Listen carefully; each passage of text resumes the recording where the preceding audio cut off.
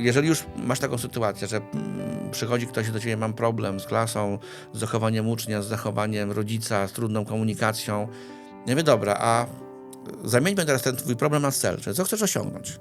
No chciałbym, żeby mój syn zdał do kolejnej klasy. Mam taki cel, nie? Chciałbym się dogadywać z tymi rodzicami w mojej klasie, bo się z nimi nie dogaduję. Ale zauważyłem od razu, że on się staje pozytywnym. Z negatywnego myślenia przechodzimy do pozytywnego. Tak, bo ja nie? chcę, żeby było lepiej. Tak. Nie? To jakby coś, co chcę osiągnąć, nie? Czyli stawiam sobie jakąś drogę. Jeżeli mam cel, no to jesteśmy w ogóle w innym punkcie, bo jeżeli masz ten cel, to zastanów się, jak jest dzisiaj. Czyli ta rzeczywistość. Jak to jest w tej klasie? Co ci nie wychodzi w tej relacji z tymi rodzicami? Jaka jest rzeczywistość? Czy oni przychodzą, czy nie przychodzą? Jak ty się komunikujesz? Czy ty nie skracasz dystansu? Czy być może nie mówisz bardzo konkretnych rzeczy w jakiś odpowiedni sposób? Albo zbyt dyrektywnie. Właśnie, albo jesteś za bardzo, nie? Wyręczający, dyrektywny i tak dalej.